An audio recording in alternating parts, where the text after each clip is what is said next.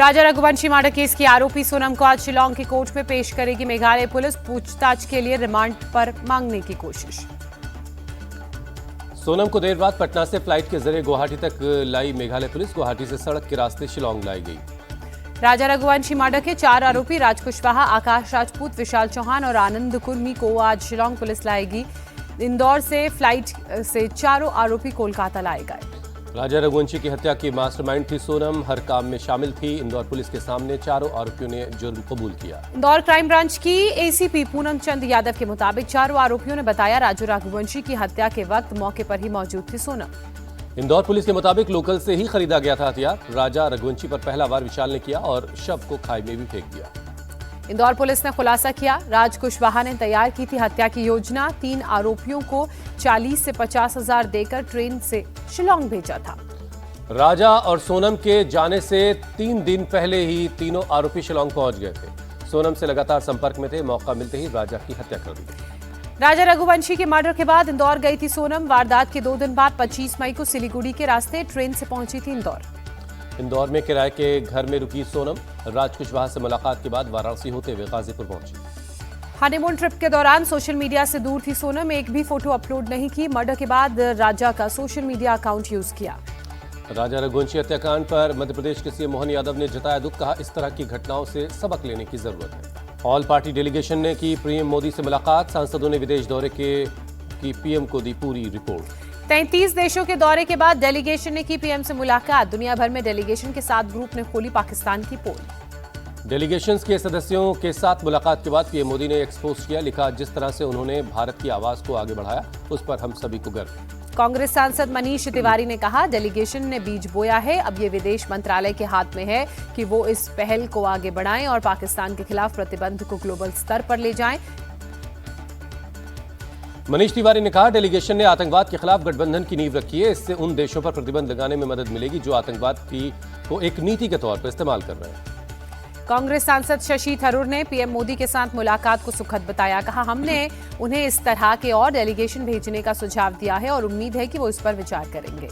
PM Modi से मुलाकात के बाद सपा नेता राजीव राय ने बताया प्रधानमंत्री ने सांसदों की रिपोर्ट को गौर से सुना और सबकी तारीफ की। बीजेपी सांसद गुलाम अली खटाना के मुताबिक पीएम मोदी ने विपक्ष के सांसदों की रिपोर्ट भी सुनी और भारतीय पक्ष को दुनिया के सामने रखने की तारीफ की।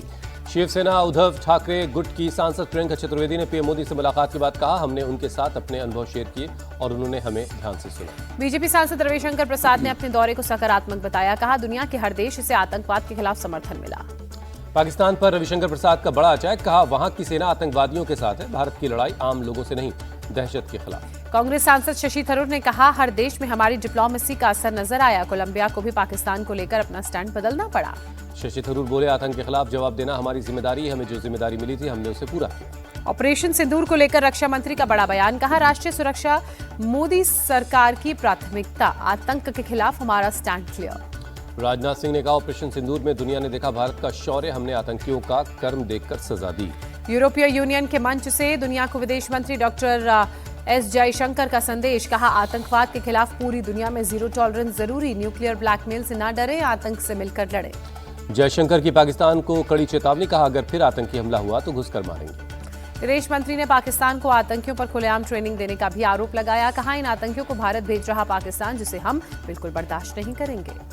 सीएम ममता बनर्जी का मोदी सरकार पर हमला। कहा पहलगाम अटैक केंद्र की लापरवाही का नतीजा है। सेना की वीरता का राजनीतिकरण करने का आरोप लगाया। ममता बनर्जी ने कहा आतंकी हमले वाली जगह पर क्यों नहीं थी सुरक्षा। विधानसभा में कहा बीजेपी सरकार देश के लोगों को सुरक्षा देने में नाकाम, इसलिए चले जाना चाहिए। ममता बनर्जी ने मोदी सरकार की विदेश नीति पर भी उठाया सवाल। कहा पाकिस्तान को वैश्विक स्तर पर अलग अलग करने के बजाय IMF से लोन मिला। ममता बनर्जी के बयान पर नेता विपक्ष शुभेंदु अधिकारी ने कहा आतंकवाद और चरमपंथियों को पूरा समर्थन देती है TMC. Mamata Banerjee vote bank की राजनीति करती हैं। बीजेपी नेता अग्निमित्रा पॉल बोली 33% मुस्लिम वोट को खुश करने में लगी हैं। पार्टी के स्थापना दिवस पर छलका शरद पवार का दर्द। कहा नहीं सोचा था कभी पार्टी में फूट पड़ेगी। कुछ विरोधी विचारों को लेकर अंतर पैदा हुआ। शरद पवार बोले देश हित के फैसले में मैं और मेरी पार्टी हमेशा सरकार के साथ है। राष्ट्रीय सुरक्षा के मामलों में हम कभी राजनीति नहीं करते। चिराग पासवान के बयान पर जीतन राम मांझी ने कहा कुछ लोग दुनिया को दिखाने के लिए बोलते हैं, ताकतवर जो होता है वो बोलता नहीं है।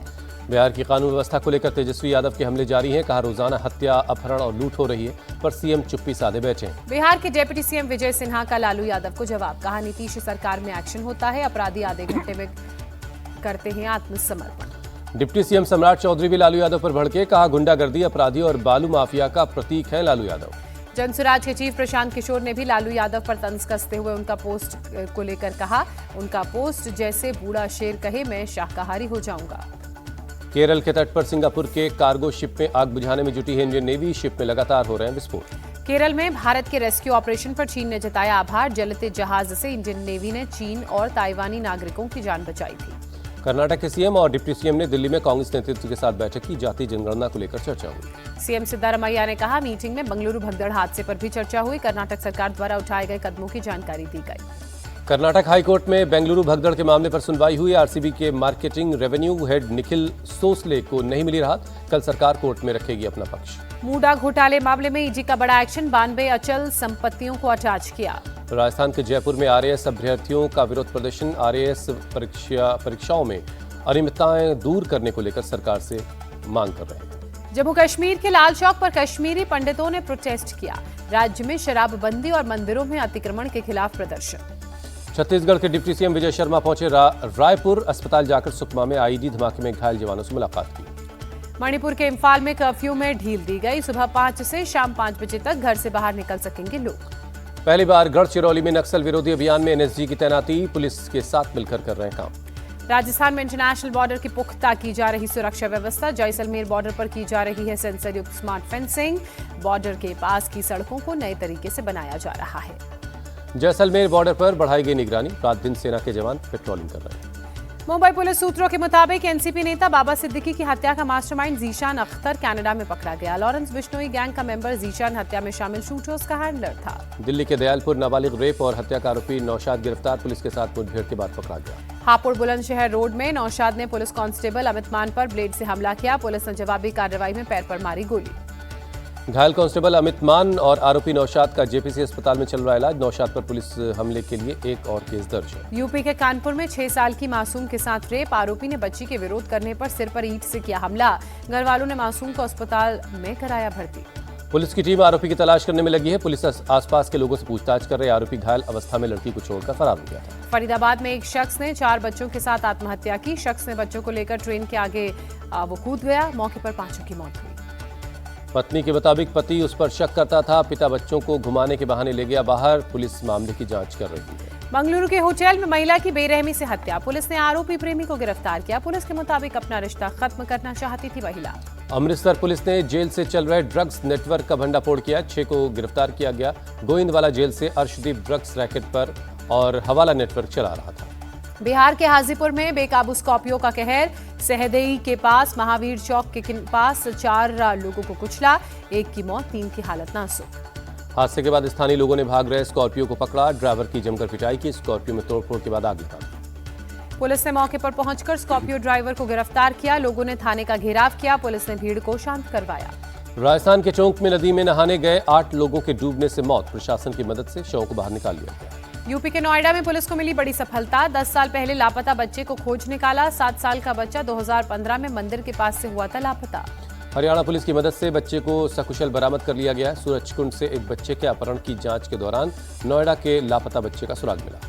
पुलिस की तफ्तीश में बच्चे के शरीर के निशान से हुई पहचान। अपहरणकर्ता ने ही नोएडा से लापता बच्चे को अपने पास रखा था। फिलहाल पुलिस मामले को लेकर जांच कर रही है। गुजरात के अहमदाबाद में हिस्ट्री शीटर नजीर वोरा के अवैध निर्माण पर चला बुलडोजर। महानगरपालिका की कार्रवाई में करीब 20 करोड़ की संपत्ति पर बुलडोजर कार्रवाई हुई। अवैध निर्माण के खिलाफ कार्रवाई को लेकर प्रशासन ने किया था पुख्ता इंतजाम। करीब 10 साल से नजीर वोरा ने सरकारी जमीन पर किया था कब्जा। 30 से ज्यादा मामले दर्ज भी थे। राजस्थान के जोधपुर में अवैध निर्माण गिराया गया। राज्य मोटर की जमीन पर बना था अवैध निर्माण। कई सालों से कब्जा था। यूपी के हरदोई में साड़ी की दुकान और गोदाम में लगी आग। लाखों का सामान जलकर खाक। फायर ब्रिगेड ने आग पर पाया काबू। यूपी के कानपुर में सुरक्षा को लेकर प्रशासन सजग। लोगों की सहायता के लिए पीसीआर 112 के लिए 20 नई गाड़ियों को हरी झंडी दिखाकर रवाना किया गया। गुजरात के वडोदरा में योग शिविर का आयोजन। इंटरनेशनल योग दिवस की हो रही तैयारी। गृहमंत्री अमित शाह ने की हाई लेवल मीटिंग। पूर्वोत्तर समेत कई राज्यों में बाढ़ के हालात पर चर्चा हुई। राजधानी दिल्ली में भीषण गर्मी और हीट वेव जारी। मौसम विभाग ने 2 से 3 दिन के लिए ऑरेंज अलर्ट जारी किया। राजस्थान में फिलहाल गर्मी से राहत नहीं। गंगानगर में 47 डिग्री से ज्यादा तापमान। मौसम विभाग के मुताबिक 15 जून के बाद हो सकती है बारिश। यूपी के मुरादाबाद में गर्मी का कहर जारी। बिजली के ट्रांसफार्मर को ठंडा रखने के लिए लगाया कूलर। अमरनाथ यात्रा के दौरान लोगों की सुरक्षा कश्मीर की जिम्मेदारी। पीडीपी चीफ महबूबा मुफ्ती कार्यकर्ताओं से बोली, पुलिस और सुरक्षा बलों से ज्यादा आपको उन्हें सुरक्षित रखना है। सीतामढ़ी में बनेगा माता सीता का भव्य मंदिर। बिहार सरकार ने 12 एकड़ भूमि आवंटित की। भूमि पूजन के लिए पीएम मोदी को आमंत्रित करने की बात कही। लंदन के लॉर्ड्स में आज से शुरू होगी WTC फाइनल की जंग। साउथ अफ्रीका और ऑस्ट्रेलिया में भिड़ंत। भारतीय समय के मुताबिक दोपहर 3 बजे शुरू होगा मैच। WTC फाइनल से पहले साउथ अफ्रीका के तेज गेंदबाज लुंगी एंडगी ने दिया बड़ा बयान। कहा, WTC फाइनल जीतना एक सपने को सच करने जैसा। इंग्लैंड के खिलाफ टेस्ट सीरीज में जसप्रीत बुमराह रचेंगे इतिहास। 2 विकेट लेते ही सेना देशों में सबसे ज्यादा टेस्ट विकेट लेने वाले एशियाई गेंदबाज बन जाएंगे। वेस्टइंडीज के बल्लेबाज निकोलस पूरन ने इंटरनेशनल क्रिकेट से संन्यास का ऐलान किया। पूरन के फैसले से क्रिकेट जगत में मची हलचल। आईसीसी ने विमेंस वनडे रैंकिंग जारी की। 727 रेटिंग पॉइंट्स के साथ भारत की स्मृति मंधाना दूसरे नंबर पर। साउथ अफ्रीका की लॉरा वोलवार्ट टॉप पर बनी हुई है।